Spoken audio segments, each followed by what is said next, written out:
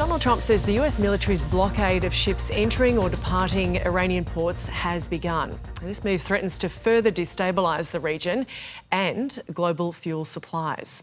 So let's take a look at what we know so far about the US blockade of the Strait of Hormuz.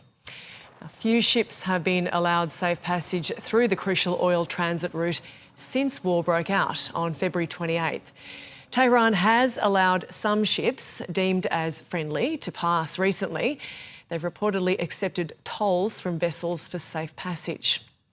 Marine trackers say over 40 commercial ships have crossed since the start of the ceasefire last week.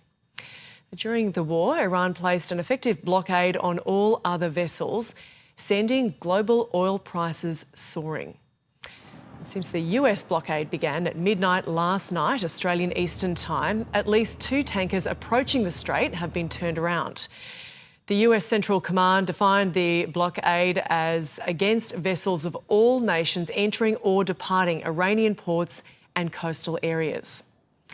Iran has 8 major ports in the Persian Gulf and Gulf of Oman regions, along with a host of oil terminals and coastal refineries.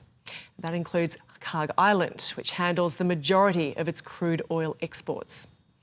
The blockade covers the Persian Gulf, Strait of Hormuz, and extends from the Gulf of Oman into the fringes of the Arabian Sea.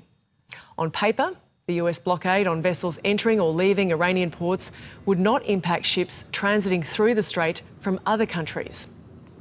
Now, Iran has vowed to retaliate, saying no port in the Gulf or Gulf of Oman would be secure if their ports were threatened. There's mixed messages on what will happen to vessels defying the blockade. Donald Trump says ships entering the US-controlled area will be immediately eliminated. But Central Command's language is softer, saying vessels will be subject to interception, diversion and capture.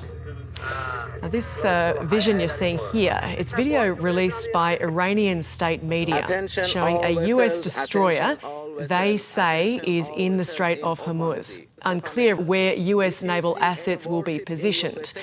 US officials say there are currently 16 American warships in Middle East waters. Now, since the blockade began, the price of crude oil has jumped 6%. President Trump's blockade is designed to force Tehran into reopening the Strait of Hormuz. We can't let a country blackmail or extort the world, because that's what they're doing. They're really blackmailing the world. We're not going to let that happen. Right now, there's no fighting. Right now, we have a blockade. They're doing no business.